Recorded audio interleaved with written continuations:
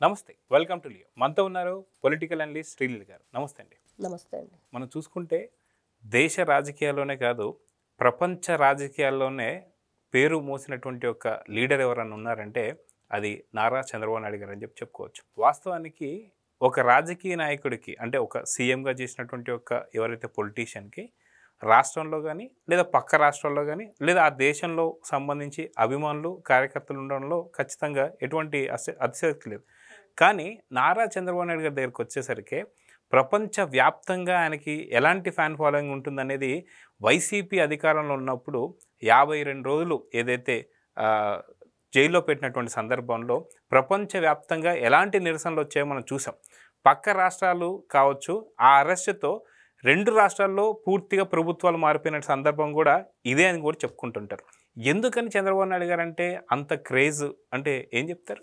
ఇక్కడ చంద్రబాబు నాయుడు గారు ఎవరైతే ఇప్పుడు ఆంధ్రప్రదేశ్ రాష్ట్రానికి ముఖ్యమంత్రిగా ఉన్న నారా చంద్రబాబు నాయుడు గారి గురించి చెప్పుకోవాలంటే అతను రాజకీయం కోసం కాదు, రాష్ట్ర ప్రజల కోసం నేనున్నాను ఆ ఒక్క మాట ఈ రోజున ప్రజలందరిలో కూడా మీరంటున్నట్లుగా ప్రపంచవ్యాప్తంగా ఉన్న తెలుగువారు, అన్ని దేశాల వారు, అన్ని రాష్ట్రాల వారు, చాలామంది వేరే రాష్ట్రం వాళ్ళు కూడా ఎంతో ఇష్టపడతారు. ఎందుకు అంటే ఆయన ఆలోచన విధానం, ఆయన ఒక విజనరీ లీడర్.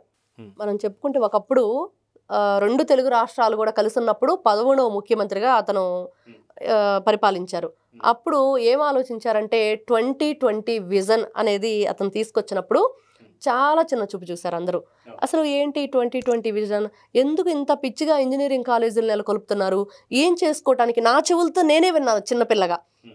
నాకు సంబంధించిన వ్యక్తులు చుట్టూతో మాట్లాడుకునే మాటలు మాకు అర్థమయ్యేది కాదు అప్పుడు. ఏంటి వీళ్ళంతా మనం చంద్రబాబు నాయుడు గారిని చాలా అభిమానిస్తున్నారు కదా, వీళ్ళే ఎందుకు ఇలా మాట్లాడుతున్నారు అని నాకు ఇప్పుడు కూడా అది నా చెవుల్లో వినిపిస్తూ ఉంటాయి. ఖచ్చితంగా వాళ్ళు ఎందుకు పిచ్చోడిలాగా ఇంజనీరింగ్ కాలేజీలు ఎందుకు ఈ విధంగా కట్టిస్తున్నాడు, ఏమైంది చంద్రబాబు నాయుడుకి అని మాట్లాడుకున్న మాటలు ఈ రోజున నిజంగా చూస్తుంటే చూసాం. కొండలు, రాళ్ళు, రప్పలు, చిల్ల చెట్లుతోటి తొండలు కూడా గుడ్డులు పెట్టడానికి పనికిరానంత రాళ్లలో సైబరాబా సృష్టికర్త నారా చంద్రబాబు నాయుడు గారు. అసలు ఈ రోజున చూస్తే ఏ దేశం, ఏ కంట్రీ వెళ్ళినా కూడా తెలుగువారు ఉండటానికి ఆయన వల్లే ఈ రోజున అక్కడ తెలుగువారు వెళ్ళి చదువుకొని ఉద్యోగాలు సంపాదించి ఒక మంచి ఉన్నత స్థాయిలో జీతాలు తీసుకుంటూ ఫ్యామిలీని అంతా కూడా ఆనందంగా ఉంటున్నారు. ఎవరు అంటే ఖచ్చితంగా చూపు ఎటువైపు వెళ్తుంది, వేలు ఎటువైపు వెళ్తుందంటే సైబరాబాద్ వైపే వెళ్తుంది. ఈ రోజున చూస్తే నిజంగా గొప్ప విషయం. ప్రపంచ దేశాలన్నీ కూడా ఈ రోజున చంద్రబాబు నాయుడు గారు అంటే ఏంటి అంటే సైబరాబాద్ గుర్తొస్తుంది. తర్వాత చూస్తే 2 తెలుగు రాష్ట్రాలు విడిపోయినాయి. చాలా భయంకరమైన సిచ్యువేషను. అసలు ఆ రోజున చూస్తే ఆంధ్రప్రదేశ్ రాష్ట్రం పరిస్థితి అంటే ఒక తల్లి లేని బిడ్డ పరిస్థితి. తల్లి లేని బిడ్డ పరిస్థితి ఎలా ఉండిద్ది? చాలా ఘోరంగా ఉండిద్ది. వాళ్ళ ఆలన పాలన, మంచి చెడ్డ, వాళ్ళకి త్రాగటానికి పాలు ఎవరు చూసుకుంటారు అంటే ఆ రోజున నారా చంద్రబాబు నాయుడు గారే ఆంధ్ర రాష్ట్రానికి తల్లి అనేది చెట్టు కింద కుర్చీ వేసుకొని పరిపాలన చేసి ఒక ముఖ్యమంత్రికి ఆఫీసు కూడా లేని పరిస్థితి. ఆ రోజున బస్సులో పడుకొని చెట్టు కింద కుర్చీ వేసుకొని రాష్ట్రాన్ని ఏ విధంగా తీర్చిదిద్దాలి, రాష్ట్రాన్ని ఏ విధంగా స్వర్ణాంధ్రప్రదేశ్గా ప్రజల్ని మనం అందించాలి అనే ఆలోచనతోటి ఆ రోజు ఆయన వేసిన పునాది అమరావతి రాజధాని, పోలవరం.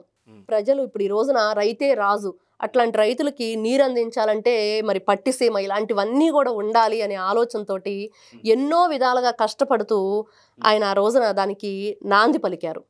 కానీ ఏం జరిగింది? 2019లో ఆయన రాజకీయం కోసం కాదు, రాష్ట్రం కోసం అన్న నినాదాన్ని ప్రజలు మర్చిపోయి ఒకే ఒక్క ఛాన్స్ అంటే ఒక రాక్షసుణ్ణి నమ్మారు. ఆ రాక్షసుణ్ణి రాజకీయాలు అప్పచెప్తే ఏం జరిగింది అంటే నిజంగా 2019 నుంచి 24 వరకు ప్రతి ఒక్కరు ఓటేసిన వాళ్ళు వాళ్ళ చెప్పు విడుచుకొని చెంపలు వాయించుకున్నది కూడా మనం చూసాం వీడియోలో. వేళ్ళు నరికేసుకున్న వాళ్ళు కూడా ఉన్నారు, ఇట్లాంటి వాళ్ళక మేము ఓటేసిందని. అట్లాంటి రాక్షసుడు పరిపాలనలో ఏం జరిగిందంటే అసలు ప్రాణం కన్నా కూడా ఆశయం గొప్పది. జైల్లో ఉన్నప్పుడు ఏం జరిగిందంటే అంటే ఇక్కడ మనం ఒకటి చెప్పుకోవచ్చు, చంద్రుల్లోనైనా మచ్చుందేమో కానీ నారా చంద్రబాబు నాయుడు గారి జీవితంలో మచ్చలేని వ్యక్తి. అట్లాంటి వ్యక్తిని అరెస్ట్ చేసి అక్రమంగా అర్ధరాత్రి టైంలో నిజంగా ఏం జరిగింది అంటే ఆ రోజున ప్రపంచం అంతా కూడా ఒక్కసారిగా నివ్వెరపాటు. తెల్లారేపాటికి అందరికి కూడా ఒక భయంకరంగా మన ఇంట్లో ఏం జరిగినా ఆ రోజున పట్టించుకున్నామో లేదో తిని తినక ఆ ఆలోచన అంతా అసలు చంద్రబాబు నాయుడు గారిని రాజమండ్రి సెంట్రల్ జైల్లో పెడితే ఆ జైలు గోడలు బద్దలు కొట్టుకొనైనా సరే మా చంద్రబాబు నాయుడు గారిని మేము తీసుకొచ్చుకుంటామని ఇంట్లో వంట చేసే ఆడవాళ్ళు సైతం బయటకు వచ్చారు. అసలు ఆడవాళ్ళని కండక్టర్లుగా మనం చూస్తే తుపాకీలు పట్టుకొని అడవిలో ఉన్న సీతక్కే మనకు నిదర్శనం ఈ రోజున చూస్తే.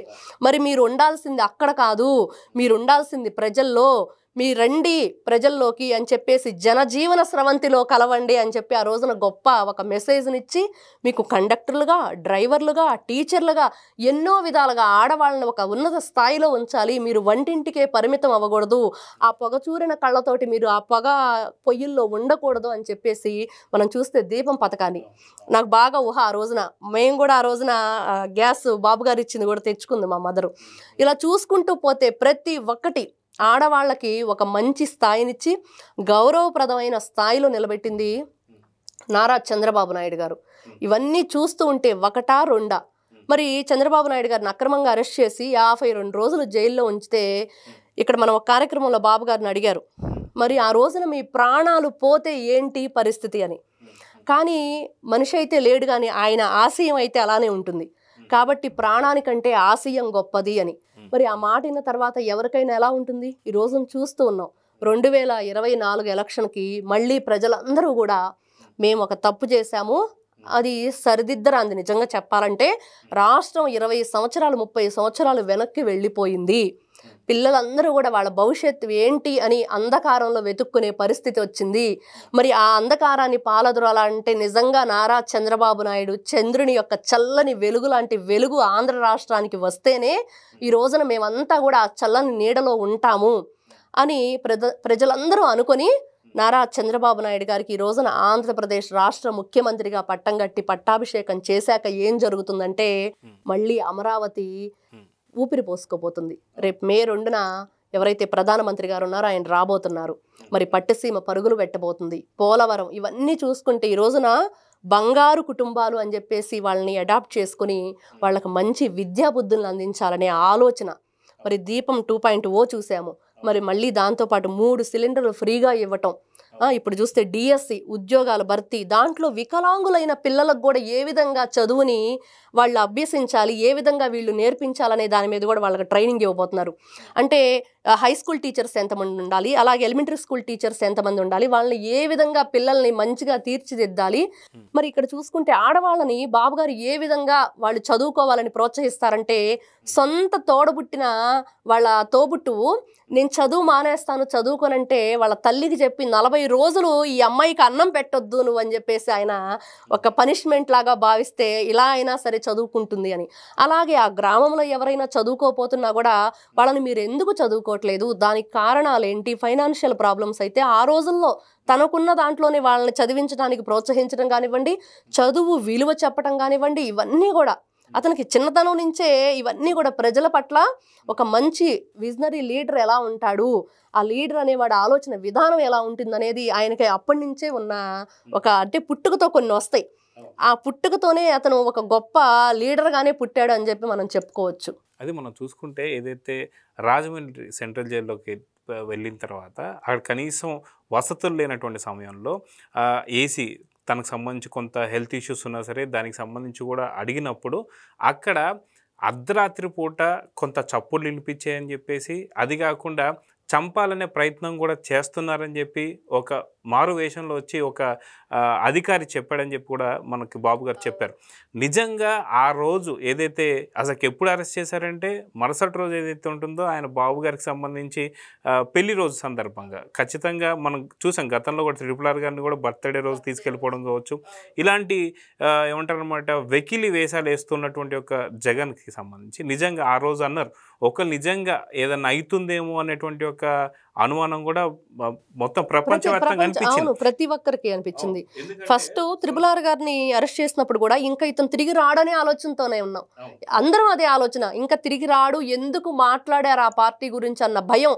అంటే అక్కడ అన్యాయం జరుగుతుందన్నా కూడా క్వశ్చన్ చేయలేని పరిస్థితి. క్వశ్చన్ చేసిన వాళ్ళ పరిస్థితి ఏంటంటే ఇలాగా అక్రమ అరెస్టులు చేసేసి విపరీతంగా అతను 3rd డిగ్రీ ఇచ్చేసి ఎంత టార్చర్ పెట్టారో మనం చూసి, అదే విషయంలో వెంటనే ఇది జరిగిన తర్వాత నిజంగా బాబు గారి పరిస్థితి ఏంటి, ఏం జరుగుతుంది లోపల, ఏం చేయబోతున్నారు వీళ్ళు, సరిగ్గా మంచినీళ్ళు లేవంట, మరి పడుకోవటానికి వసతులు లేవు, మరి సరైన బాత్రూమ్ లేదు, మరి దోమలు కుడుతున్నాయి, మరి ఏమి స్లో పాయిజన్ ఇస్తున్నారా, ఫుడ్లో ఏమన్నా పెడుతున్నారా, ఒకటి కాదండి, డ్రోన్లు ఎగరడం కావచ్చు, ఇవన్నీ చూస్తాం. మరి అక్కడ సీసీ కెమెరాలకు సంబంధించి ఐడి పాస్వర్డ్లు కూడా మరి ఎవరైతే తాడేపల్లి ప్యాలెస్లో ఉన్నాయి అని చెప్పి కూడా కథనాలు వస్తే ఏం జరుగుతుంది, ఏం జరగబోతుంది, ఏ నిమిషాన ఏ వార్త వింటున్నామని 24 గంటలు 2019 ఎలక్షన్ రిజల్ట్ తర్వాత టీవీలు విసిరి కొట్టి అవతల పడేసి న్యూస్ పేపర్ కూడా పట్టుకోలేని వాళ్ళు 2023 బాబు గారు అక్రమ అరెస్ట్ అప్పుడు మాత్రం ఖచ్చితంగా ప్రతి ఒక్కరూ అదే టీవీలకు అతుక్కుపోయి 24 అవర్స్ క్షణం క్షణం ఏం జరుగుతుందనే భయంతో చూసిన రోజులు నిజంగా అవి మాత్రం రాష్ట్రాల్లో కాదు ప్రపంచవ్యాప్తంగా ఒక చీకటి రోజులు ఆ 52 రోజులు కూడా. అంత నరక క్షోభ నిజంగా ఏ పార్టీ కార్యకర్తకు కానీ, ఏ తెలుగువాడికి కానీ, లేకపోతే ఏ అభిమానికి కూడా ఉండవు అనేది మాత్రం ఖచ్చితంగా చెప్పుకోవచ్చు మనం.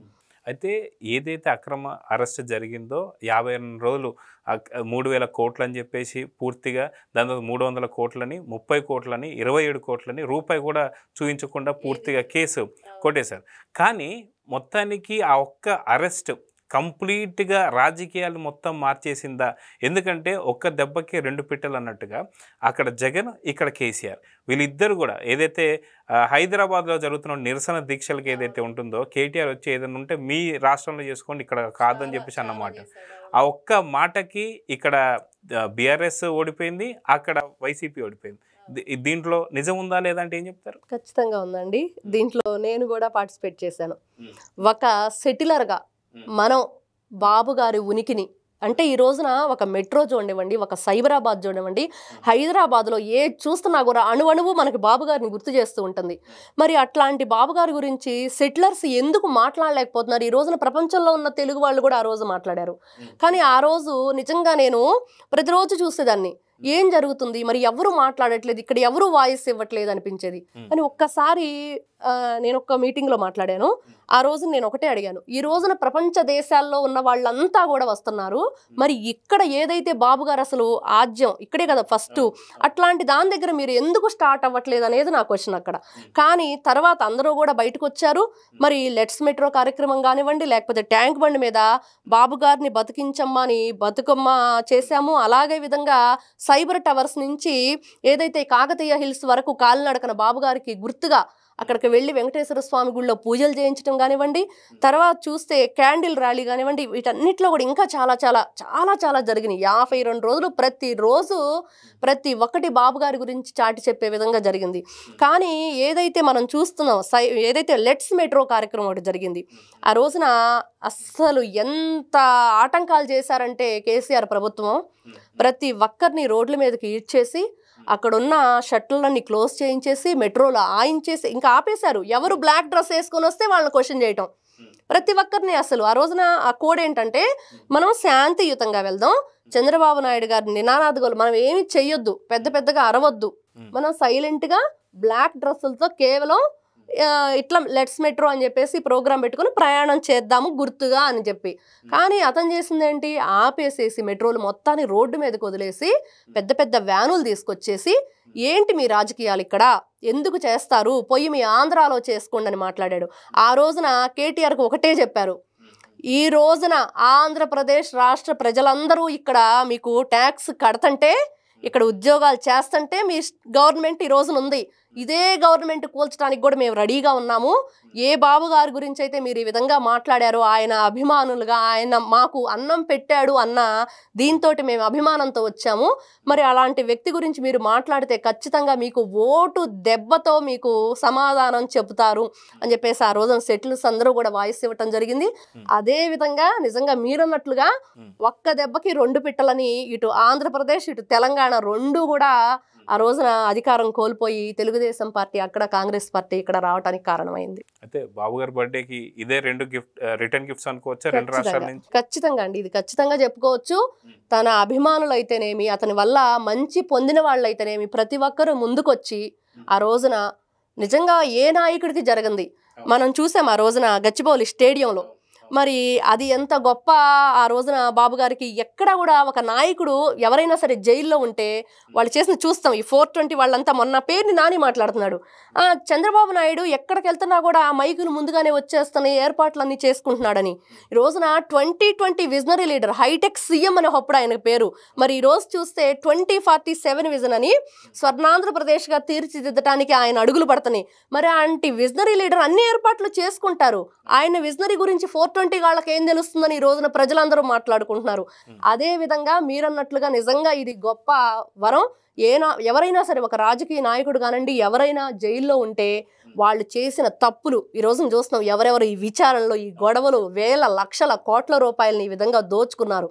మరి చంద్రబాబు నాయుడు గారు జైల్లో ఉంటే ఏం జరిగిందంటే ఆయన ప్రపంచవ్యాప్తంగా చేసిన మంచంతా బయటకు వచ్చింది. ఆ రోజున తెలుగుదేశం పార్టీ నాయకులకు కానీ ఎవరికైనా కూడా చెప్పుకోవటం చేత కాలేదు. ఈ రోజున జగన్మోహన్ రెడ్డి ఒక గొప్ప మేలు చేశాడు. అదేంటి అంటే మా నాయకుడు మాకేం చేశాడో మేమే స్వయంగా చెప్పుకునే అవకాశాన్ని ఈ రోజున ఒక జిల్లా కాదు, ఒక గ్రామం కాదు, ఒక మండలం కాదు, లేకపోతే ఒక స్టేట్ కాదు, ప్రపంచవ్యాప్తంగా ఉన్న వాళ్ళందరూ కూడా ఆయన స్థాయిని గుర్తించి ఆయన ఏం చేశాడు అనేది చెప్పుకునే విధంగా ప్రపంచం అంతా నివ్వెరపోయి ఒక నాయకుడి కోసం, ఒక రాజకీయ నాయకుడి కోసం ఇంట్లో ఉండే ఆడవాళ్ళు కూడా అసలు ఏ రోజు బయటకు వచ్చి మాట్లాడని వాళ్ళు కూడా బయటకు వచ్చి ఈ విధంగా నిరసనలు తెలియజేస్తూ అతను జైలు నుంచి విడుదలై బయటకు వచ్చే రోజున అసలు జయ జయ ధ్వానాలతోటి రోడ్ల మీద పడుకొని పూల వర్షాన్ని కురిపిస్తే హైదరాబాద్ లో కూడా సేమ్ అదే ర్యాలీ చూసి అవును ప్రతి ఒక్కటి ఇంకా ఇలా ఇంతకంటే ఇంకేం కావాలి. మరి రాష్ట్ర ప్రజలు కూడా ఇవన్నీ గుర్తు చేసుకొని పదే పదే పదే పదే మనం 2019-24 మధ్య ఏం జరిగింది, మళ్ళీ అట్లాంటి వాళ్ళు రాకుండా ఉండాలంటే ఈయన ప్రధానమంత్రి పదవి కూడా కాదనుకున్నారు. మరి అట్లాంటి వ్యక్తిని మనం ఏ విధంగా మళ్ళీ ఎవరైతే పవన్ కళ్యాణ్ గారు మాట్లాడారో చంద్రబాబు నాయుడు గారు 10 సంవత్సరాలు ముఖ్యమంత్రిగా ఉండాలి, ఆయన కింద ఈ మంత్రివర్గం అంతా మేమంతా పనిచేయాలని, అలాగే రాష్ట్ర ప్రజలందరూ కూడా అదే కోరుకుంటున్నారు. మళ్ళీ బాబు గారే ముఖ్యమంత్రిగా రావాలి, మేమందరం ఆయన పాలనలో క్షేమంగా ఈ బంగారు కుటుంబాలన్నీ కూడా బంగారు భవిష్యత్తు పిల్లలందరూ కూడా మంచి ప్రగతి పదం వైపు నడవాలని ఖచ్చితంగా నారా చంద్రబాబు నాయుడు గారికి హృదయపూర్వక జన్మదిన శుభాకాంక్షలు తెలియజేసుకుంటూ నమస్కారం. సో మా లియో తరఫున కూడా నారా చంద్రబాబు నాయుడు గారికి జన్మదిన శుభాకాంక్షలు. నమస్తే. నమస్తే. Please subscribe to Leo News for more videos.